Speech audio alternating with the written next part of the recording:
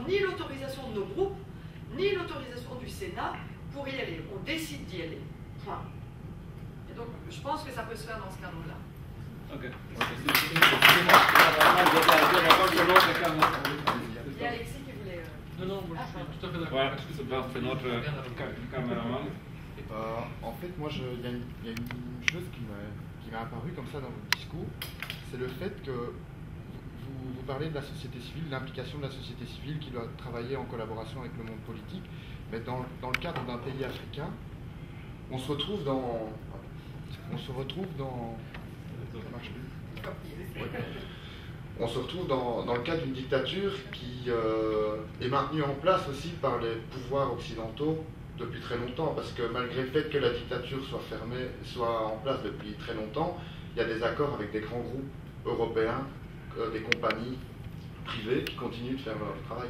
Et donc le travail du politique serait peut-être de réglementer, enfin à mon sens, serait peut-être de réglementer ces investissements des compagnies européennes sur le territoire africain. Alors, c'est vraiment tout le débat, et moi je vous encourage à, si vous voulez, vous irez sur mon... je vais mettre sur mon site du Sénat. Attendez, parce que je ne vois plus rien. Pardon, excusez-moi. Ça va. Par exemple, je prends cet exemple des minerais parce qu'on va en parler bientôt au niveau de la Commission des Relations Extérieures. J'ai déposé une résolution qui ne dit pas simplement régler le problème au Congo. Finalement, c'est des minerais congolais, et donc c'est les Congolais qui doivent régler le problème de la traçabilité des minerais. Non. Pourquoi? Parce que qui exploite les minerais? Ce sont des sociétés qui sont des sociétés occidentales. Si ces sociétés continuent à graisser la patte du pouvoir, je veux dire le pouvoir, en absence de démocratie d'un côté, de transparence, la population n'est pas vraiment au courant de la manière dont ça se passe, des accords qui sont passés, ça va continuer. Et donc on va continuer à piller ces minerais, la population ne va rien avoir, une partie de la population s'enrichit. C'est évident que dans un pays comme la République démocratique du Congo, une partie de la société congolaise s'enrichit. C'est évident. Et donc dans la résolution, que disons-nous? On dit il faut bien entendu soutenir les projets de développement d'état de droit. Je veux dire, on ne peut pas dire on va tout faire avec la société civile et on ne va pas demander au pouvoir congolais de remettre de l'ordre dans sa justice, de remettre de l'ordre dans sa police. On doit.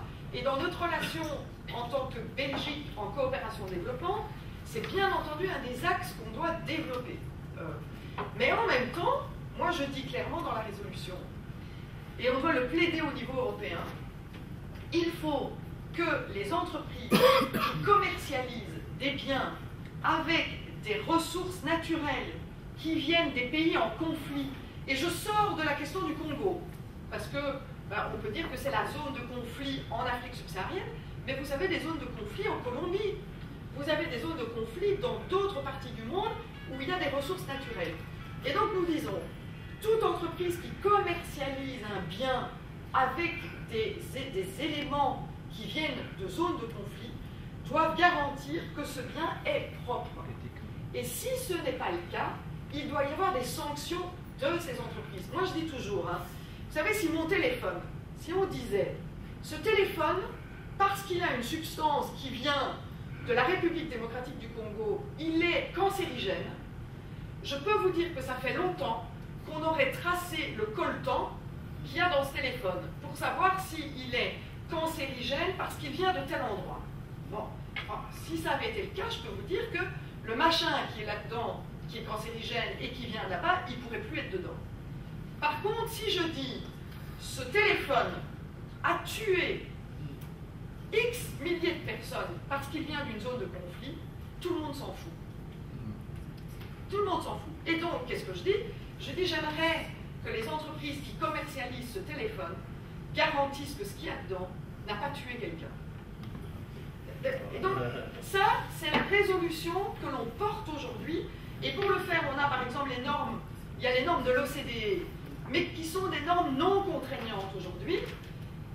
Nous disons, pour des situations bien particulières, nous voudrions que ces normes deviennent contraignantes. Et donc, la petite Belgique ne va pas pouvoir le faire toute seule, mais en tant que responsable politique belge, nous devons porter ce débat à l'Europe. Nous voulons que l'Europe porte ce débat à l'OCDE et nous voulons que cela soit porté sur le commerce international, l'OMC et autres. C'est un lourd combat. C'est dur. Mais vous savez, on a émis il y a 10 ans la notion de la taxe sur la transaction financière. Il y a 10 ans, un peu plus de 10 ans. Tout le monde disait, mais c'est quoi ces marxistes-là qui veulent taxer le capital? C'est un peu ça. Hein. Il y a 10-15 ans, on était perçu comme ça. Aujourd'hui, même, enfin maintenant il n'est plus à l'heure du jour, mais même un Sarkozy français disait que c'était bien la taxe sur la transaction financière. Pourtant, on ne peut pas dire qu'ils sont un marxiste. Il a fallu 10-15 ans pour arriver à quelque chose. Mais aujourd'hui, tout le monde dit, tiens, ce serait peut-être bien taxer le capital. Non, c'est toujours pas fait. Mais aujourd'hui, tout le monde est en train de se dire, ce serait peut-être bien parce qu'il y a eu des abus en matière de spéculation financière.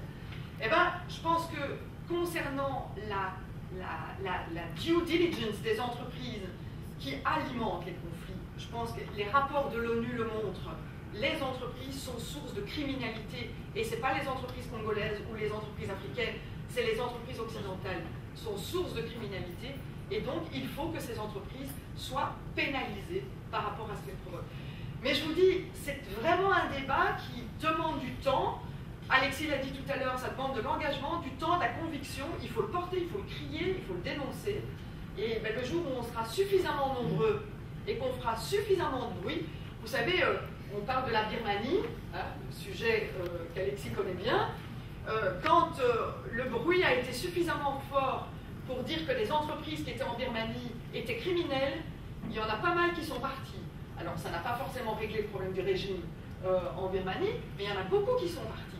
Et donc je pense que c'est une question effectivement de bruit, et il faut qu'on puisse faire ce bruit. Quand on ne dit pas les choses, il n'y a aucune chance que les choses soient résolues. Et donc c'est un peu dans ce sens-là. Mais je vous encourage à aller voir cette résolution que je dépose, à la fois sur les ressources naturelles et à la fois sur l'agriculture au niveau du monde. Voilà. Merci. Merci. Une petite interruption. Prière, on va faire une petite pause de famille. Plus et responsable, les trois responsables. Oui. Ça y est, c'est fini. Et alors, les comptes. Ouais. Si vous pouvez vous mettre juste là, pour la photo de famille, là, on n'a pas besoin de faire de slow de. En tout cas, merci à vous. Et désolé, hein. Mais on est déjà content. on va avoir les actes. Merci. Donc, si on peut juste là, c'est normalement spécialité des guidés. C'est bon comme ça? Oui. Attends.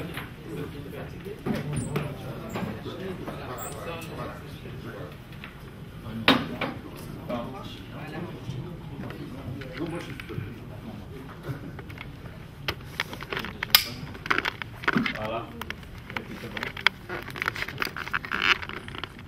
C'est bon.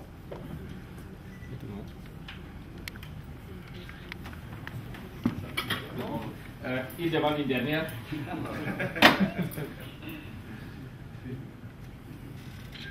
Voilà. Merci beaucoup. On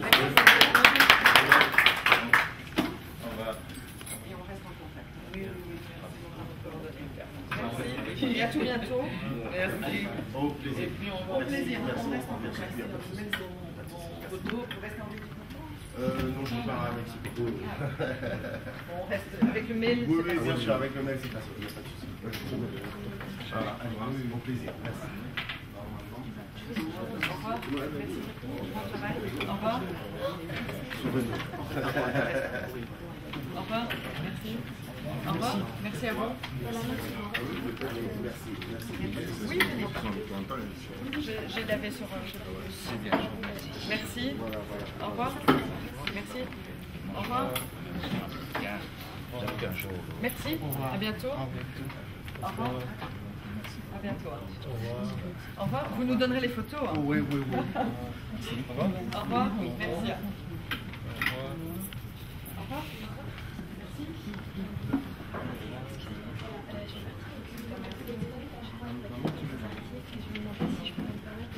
Oui.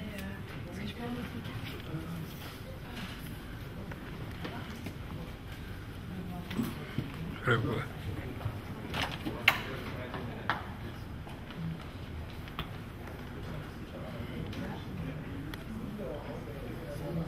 C'est l'une des organisations co-organisatrices de cette conférence. Dans Eric Agé, si tu as complété la présentation. Merci beaucoup. Merci beaucoup, Faouk, de m'avoir passé la parole.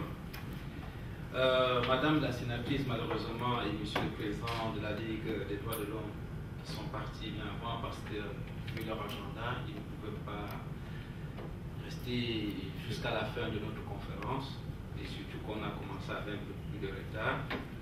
Mesdames et Messieurs, chers invités, d'entrée de jeu, je tiens à dire que c'est vraiment un honneur pour moi de vous saluer et de vous souhaiter la bienvenue à cette conférence internationale sur le trafic des nouveau-nés au Cameroun. C'est un événement pour lequel nos partenaires ACDPH, le COCO Committee et nous-mêmes avons travaillé avec enthousiasme et nous sommes certainement très fiers d'y être enfin. Je voudrais remercier particulièrement le docteur Chanda Toné et le docteur Vincent Sostin-Fouda d'avoir permis, par la voix de nos sœurs Vanessa Polo et autres, de nos sœurs soit portée et entendue jusqu'ici à Bruxelles, au cœur des institutions européennes, qui est un lieu aussi prestigieux et symbolique. En effet, en s'appuyant sur l'affaire du bébé volé de Vanessa Tchatchoua et l'ensemble des cas similaires, cette conférence veut, si ce n'est le premier, l'un des grands axes que posera la diaspora camerounaise ainsi que le peuple ami du Cameroun par la voix de ses leaders d'opinion, dans le sens de s'engager véritablement dans la voie du changement social, une voie que l'activisme s'est jusqu'ici contenté de déchiffrer. Ainsi, en convoquant autour d'une même table les acteurs du premier plan qui se mobilisent sur cette affaire, la conférence voudrait le cadre d'un début d'une grande réflexion en vue de proposer des solutions durables aux graves problèmes de trafic des migrants au Cameroun. Trafic mis en place, orchestré et protégé par le système en place. Ce système qui compte plusieurs autres personnalités connues de tous et protégé par un vaste réseau entretenu par les mêmes. C'est donc à l'échange, à la réflexion et au partage que je vous invite aujourd'hui. Nous souhaitons que cette conférence nourrisse et stimule la réflexion sur le trafic des enfants en divers endroits du monde, qu'il marque son évolution et qu'il influence peut-être, qu'il ouvre de nouvelles pistes et contribue à les mettre en œuvre. Il se trouve de multiples plaisirs dans cet événement.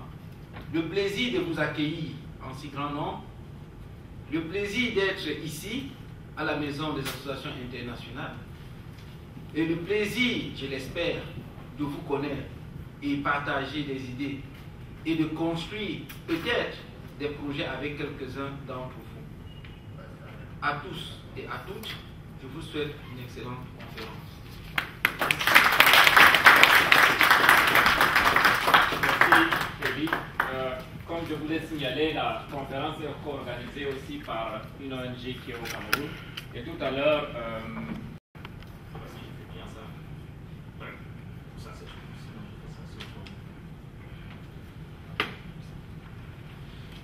bonjour à tout le monde. J'aimerais déjà d'entrée de jeu présenter les excuses du professeur Chanda Toné à l'assistante ici présente, qui pour des raisons familiales n'a pas pu faire le déplacement sur Bruxelles aujourd'hui et m'a prié de le représenter à cette conférence. C'est un honneur pour moi et j'espère pouvoir être à la hauteur de cette responsabilité. Pour parler de ma modeste personne, je m'appelle Jean-Robert Wakou et je milite pour les causes du Comicoti depuis 2006. Donc ça fait pratiquement 6 ans que je suis au pas le travail qui est fait par cette ONG au Cameroun sur le terrain. Et je profite aussi de cette opportunité pour dire merci aux principaux organisateurs de cette conférence internationale, bien que le Comicodi étant l'un des organisateurs. Personnellement, moi je réside en Allemagne, mais ici à Bruxelles, nous avons des compatriotes, Marcel Djambé, Elie Kadié, Oufa Oumarou et Hugues Somon, pour ne citer que ceux-là, qui ont, n'est-ce pas, eu cette heureuse idée d'organiser cette conférence que nous apprécions tous, je l'espère. J'aimerais aussi dire quelques mots, n'est-ce pas, concernant le Comicodi, qui est la commission indépendante contre la corruption et les discriminations. Et aussi pour dire, de mon point de vue, que c'est l'une des rares ONG au Cameroun, et c'est l'une des rares ONG de la société civile camerounaise, n'est-ce pas, présente sur le terrain et qui travaille véritablement sur les problèmes sociaux, partant de la corruption, des discriminations sociales, des violations des droits de l'homme en général, et des problèmes liés à la malgouvernance de nature à freiner considérablement le processus démocratique en marche depuis plus de 2 décennies au Cameroun. Elle interpelle donc constamment à ce titre le gouvernement sur la base d'enquêtes menées sur le terrain, et il arrive très souvent que ces interpellations aient des suites positives. Ce que je vais essayer de faire ici, n'est-ce pas, c'est en quelque sorte pour retracer le film de cette histoire, de cette affaire Vanessa, depuis août 2011. Donc, en quelque sorte, une historique, et ensuite l'état des procédures juridiques, etc. Donc, le 20 août 2011, une jeune Camerounaise de 17 ans, pauvre écolière et orpheline de père, accouchait d'un bébé de sexe féminin à l'hôpital gynéco-obstétrique de Ngousso à Yaoundé. Quelques heures plus tard, le nouveau-né était déclaré introuvable par les responsables de l'hôpital. Commençait alors le drame d'une famille démunie qui allait connaître toutes les tracasseries que peut réserver un système de mauvaise gouvernance à un citoyen. La cause de cette petite fille allait devenir très vite une affaire internationale, grâce à sa résistance acharnée, méthodique et résolue. Son courage allait contribuer à révéler l'existence d'un vaste trafic de nouveau-nés à travers le pays, impliquant même parfois les responsabilités au plus haut niveau de l'État et de la République. La jeune fille fut brutalisée, humiliée, violentée, moralement et physiquement, abandonnée, sans assistance. Mais sa résistance ne baissa pas et sa volonté de retrouver son bébé n'en fut que plus forte, entraînant une mobilisation à travers le monde pour sa cause et suscitant une admiration légitime dans toutes les classes d'âge dans un pays où les citoyens sont généralement habités par la peur, la résignation et le défaitisme. Sur la situation de la petite sœur Vanessa, sur la situation du bébé, le bébé volé de Vanessa Tchatou est toujours entre les mains, sous le toit, sous la garde et sous la responsabilité de Madame Caroline Médian Ndikoum Até, précédemment substitut du procureur de la République au tribunal de première et grande instance de la Meufou, ou alors précisément de Fou, et nommé par décret présidentiel le 18 avril 2012 au poste de chargé d'études assistantes dans les services centraux du ministère de la Justice. Les renseignements fiables obtenus dans l'entourage de la magistrate, voisinage direct, amis et familiers, rassurent sur la santé du bébé. Une petite fille qui se porte bien et jouit des soins de première qualité. Mais manifestement, il n'est pas possible de demander à un nouveau-né comment elle se sent chez autrui, chez une personne qui la retient sans droit ni titre, sans légitimité ni légalité, qu'il a soustraite de sa mère frauduleusement. Sur le plan personnel, la commission révèle aussi que Vanessa Tchatou a achevé les rites traditionnels auxquels elle a été soumise par ses grands-parents. Depuis son expulsion brutale de l'hôpital, et si sa récupération au plan physique peut maintenant être considérée comme satisfaisante, les plaies endurées lors des prélèvements forcés et de l'expulsion brutale de l'hôpital étant pratiquement cicatrisées, il n'en est pas de même, et loin s'en faut, au plan mental et psychologique. La jeune fille demeure profondément traumatisée, fait régulièrement des cauchemars, pleure de temps à autre, entend des cris de bébé et souffre visiblement à la vue d'une femme enceinte. Sur la relation avec les pouvoirs publics, la commission révèle aussi que depuis son expulsion, durant et après son séjour à l'hôpital, la jeune fille, ni directement ni indirectement, n'a bénéficié d'aucune assistance, ni soutien du gouvernement. La famille et les proches n'ont reçu aucune demande officielle de visite, ni signe de réconfort, aucune expression de regret, de compassion et de solidarité. La seule nouvelle initiative officielle a été la tentative de nouveau prélèvement de sang avec le concours d'un homme présenté comme étant un expert américain. La jeune fille, en son âme et conscience, s'y est fermement opposée. Et sa famille a rappelé les exigences et les conditions d'une procédure scientifique correspondant aux usages internationalement reconnus, acceptables, transparentes, consensuelles par toutes les parties et incontestables. À la suite de cette épreuve manquée, le ministère de la Communication a fait une nouvelle sortie médiatique aux fins d'injures, de moqueries et de provocations à l'endroit de la jeune fille, sa famille, ses nombreux soutiens aussi. Les propagandistes du mensonge bien travaillés ont cru pouvoir injecter dans l'opinion que la jeune fille avait reçu tantôt de l'argent, tantôt une résidence, tantôt 1000 promesses du gouvernement. Tout cela est faux. La jeune fille reste entièrement à la charge stricte de sa famille et personne d'autre. Elle n'a en outre reçu aucun soutien institutionnel de qui que ce soit, ni mandaté qui que ce soit pour formuler des quêtes pour son compte ou en son nom même. Elle a été chassée de l'hôpital sans aucun certificat d'accouchement. Le gouvernement est du reste bien renseigné sur son lieu de résidence, sur sa vie actuelle, sur ses moyens d'enfants traumatisés, de familles pauvres et orphelines. Je vais aussi intervenir ou alors donner quelques éléments sur les évidences qui mettent en cause la magistrate. La commission révèle que rien n'a changé, varié ou bougé jusqu'ici. Il demeure constant et indiscutable que l'enfant a été volé le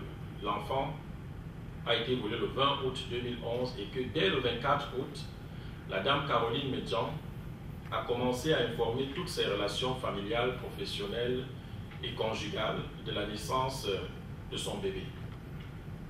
Les traces de communication par SMS existent et sont méticuleusement conservées par les dites relations. Cette véritable campagne d'information était accompagnée de multiples agapes festives à domicile impliquant des visites, des cadeaux et des félicitations infinies. Les visites se sont logiquement arrêtées dès que la popularisation du drame de Vanessa et l'origine douteuse du nouveau-né ont vu le jour. Il demeure constant et incontestable que la magistrate s'est fait établir un faux certificat de grossesse et ensuite un faux certificat d'accouchement, après avoir durant 10 mois stimulé des attitudes physiques de femmes enceintes. Le médecin qui a délivré ces documents frauduleux est connu nommément. Il est en effet en poste à titre permanent à l'hôpital de Mousso et vacataire à la polyclinique de Tinga.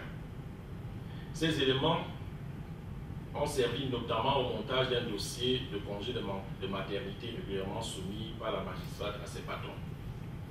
Il demeure constant que l'enfant de Potin, dont on nous dit être celui de Vanessa, n'a rien de commun avec l'enfant de Vanessa Tchatchoue. Au-delà du fait qu'il s'agissait d'un bébé de sexe masculin en quota, il est bon de signaler que les 2 jeunes mis en cause pour cette manipulation sont originaires de la région du Nord-Ouest, comme la magistrate, et n'ont aucune attache dans la localité de Potin. Il demeure partant incontestable et vérifiable que les 2 jeunes gens mis en cause ne connaissaient pas Vanessa Tchatchoue, ne l'avaient jamais vue auparavant, ne s'étaient jamais entretenus avec elle. Lors de la première confrontation à la police judiciaire, il était clair pour toutes les parties présentes que les jeunes gens étaient maladroitement instrumentés pour des besoins de la cause, et de ce fait, pour aider les trafiquants à couvrir le rôle du bébé de Vanessa, en acceptant le rôle criminel d'enlèvement de l'enfant. Au cours de cette confrontation, Vanessa a posé l'ultime question de preuve au supposé voleur, en ces termes. Comment avez-vous reconnu mon bébé dans la couveuse au milieu des autres bébés? Parce qu'il faut rappeler que le gouvernement, à un moment, a essayé de faire croire que ces 2 personnes, ou alors qu'une jeune demoiselle avait volé le bébé de Vanessa, n'est-ce pas, sous prétexte qu'elle était jalouse de cette dernière qui aurait une relation avec son copain. Alors elle a posé cette question et c'était le clou et la séance a été promptement levée lors de l'interrogatoire. Il faut ensuite révéler que, contrairement à ce qui est dit et soutenu officiellement, le bébé de Vanessa Tchatchoue était fiable. D'ailleurs, l'enfant a été vêtu avec des habits fournis par la famille. Or, lorsqu'un bébé est prématuré, comme il voulait nous le faire entendre, on ne l'habille pas, ou alors on ne l'habille même jamais. Les trafiquants sont donc partis avec le bébé normalement habillé. L'infirmière, Ndemba, sait où et comment est parti le bébé. Idem pour l'infirmière Monique et certainement pour le directeur de l'hôpital qui ne pouvait ignorer longtemps le manège et qui ensuite n'a pas hésité à proposer une compensation pécuniaire à la famille. Sur l'état des procédures judiciaires, la commission révèle au plan national que malgré le vol de certains éléments du dossier, au cours du braquage du véhicule de Maître Méli, conseil de Vanessa Tchatchoue, celui-ci s'est attelé à reconstituer la plupart des sources, des notes, des archives, des témoignages. Sylvie Juliette, la maman de Vanessa Tchatchoue, a reçu à travers le conseil une citation à comparaître le 24 avril 2012. La plainte contre Dame Caroline Medjanti-Koum-Até et consorts est ainsi dans la 2e phase d'instruction devant le juge d'instruction désigné à cet effet par le président de la Cour suprême. La famille s'est présentée à la convocation du juge et continue d'être déterminée à obtenir que la vérité soit dite, entendue, exprimée avec force et droiture. Au plan international, une équipe de juristes particulièrement solide sur les questions de défense des droits de l'homme, des droits de l'enfant et de la mère, en synergie avec les personnalités de marque et plusieurs organisations, travaille depuis 2 mois pour ficeler le dossier. Celui-ci est pratiquement prêt, mais il ne pourra être effectivement actionné qu'après l'épuisement des voies de recours internes, c'est-à-dire à la fin de toutes les procédures devant les tribunaux camerounais. Néanmoins, des constats exploratoires ayant un caractère purement informel ont déjà été initiés avec satisfaction en direction notamment de la Cour africaine des droits de l'homme, d'une part, et de la Commission des droits de l'homme des Nations Unies, d'autre part. À ce propos, il importe de rappeler que le Cameroun est signataire de la plupart des instruments internationaux spécialisés, notamment la Déclaration universelle des droits de l'homme et des libertés fondamentales, la Convention de l'UNICEF sur les droits des enfants et la Convention des Nations Unies contre toutes les formes de torture.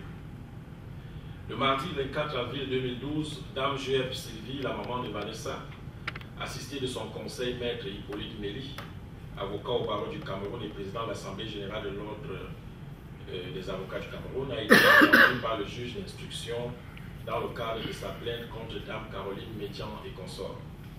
À ce propos, il importe de souligner que ce sont 3 procédures relatives à la même affaire qui sont en cours devant les tribunaux camerounais, notamment devant le juge d'instruction désigné par le président de la Cour suprême. La première procédure concerne la plainte contre Sieur Alabingwa et consorts. Pour mémoire, il s'agit des comparses officiellement désignés comme étant les auteurs du vol de bébé de Vanessa. Cet alibi monstrueux met en exergue un scénario pitoyable selon lequel le bébé aurait été volé par une jeune fille jalouse parce que Vanessa sortait avec son copain, je l'ai dit tantôt. De nombreux indices imbattables ont pu démontrer que cette thèse ne tient pas la route. Il est absolument impossible d'accéder à la couveuse en plein jour sans être du service. Il faut franchir pas moins de 5 portes différentes, toutes bien surveillées, pour avoir accès aux enfants qui se trouvent dans les couveuses. Qui a donc signalé à cette jeune fille que Vanessa venait d'accoucher? Et comment a-t-elle pu reconnaître le bébé dans la couveuse? Comment a-t-elle pu sortir de la maternité d'abord, puis de l'hôpital ensuite? Ce sont des questions qui restent posées. La deuxième procédure relève de la plainte introduite directement par Dame Joyette Julie contre la magistrate, Dame Joyette Sylvie et la maman de Vanessa, et contre la magistrate Caroline Medjan. Et il faut se rappeler que cette procédure ne pouvait pas prospérer sans l'autorisation expresse du bâtonnier de l'ordre des avocats, à Maître Nelly. Et ensuite sans la désignation par le premier président de la Cour suprême d'un juge d'instruction, compte tenu du statut spécial de la mise en cause. Poursuivre un magistrat pose en effet de nombreux problèmes et induit par conséquent des dispositions procédurières particulières. Le changement démocratique devra revoir ces choses-là, naturellement. La troisième procédure résulte de l'action commencée au parquet du tribunal de première instance d'Ekounou. Il faut se souvenir que c'est à Ekounou que le dossier a d'abord pris corps, compte tenu de la situation géographique de l'hôpital gynéco-obstétrique de Ngousso, qui dépend d'Ekounou territorialement. À ce stade, il est fondamental de signaler que des embûches apparaissent dans le déroulement des procédures en cours. On ne comprend pas en effet pourquoi le parquet n'a pas encore pris des réquisitoires afin d'informer ce qui aurait permis d'inculper la magistrate. Le parquet est au contraire demandé que tout le monde soit d'abord entendu à titre de témoin. En fait, les magistrats en charge du dossier sembleraient suspecter toutes les enquêtes et analyses de la presse et n'entendent pas leur accorder le moindre crédit. À ce propos, la Commission tient à rappeler qu'à ce jour, les éléments, dans certains cas fort documentés et travaillés depuis de bonnes sources avec des acteurs crédibles et sérieux, n'ont fait l'objet 1. d'aucun démenti par les mises en cause, de 2. d'aucun droit de réponse et de 3. d'aucune procédure pour diffamation. Maître Nelly a pratiquement troublé la sérénité du juge d'instruction lorsqu'il a produit une copie du quotidien Mutation numéro 3089 du 3 février 2012 qui relatait que la magistrate Caroline Medjan avait été reçue dans ses bureaux et avait soutenu qu'elle avait accouché pour ensuite se confondre dans des larmes infantiles. Teinté de grosses émotions en revenant sur cette affirmation pour dire exactement le contraire, qu'elle avait plutôt adopté le bébé. Les animateurs du réseau des trafiquants sont pratiquement entrés en transe. Après la lecture des textes du chef de l'État nommant les magistrats, ils se sont rués sur toutes les ondes et ont investi les parloirs diffamatoires pour soutenir que la nomination de Dame Medjan au poste de chargé d'études assistant au sein de l'administration centrale de Yaoundé est un blanchiment de la dame, de toute faute dans l'affaire du bébé volé de Vanessa Tchatchou. La mise en cause serait personnellement à la manœuvre, faisant comprendre aux proches et amis qu'elle a définitivement remporté la bataille et que le bébé est gagné pour de bon. La commission lui répond 0 gagné.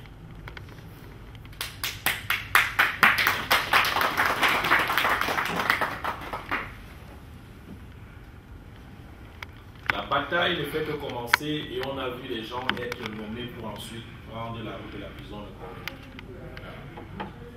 Le Cameroun, c'est le Cameroun et l'adage du célèbre contemporain vaut pour tout le monde et dans tous les sens. La commission rappelle aussi à tous ceux qui auraient tendance à croire à une certaine somnolence dans cette affaire qu'il y a des portes.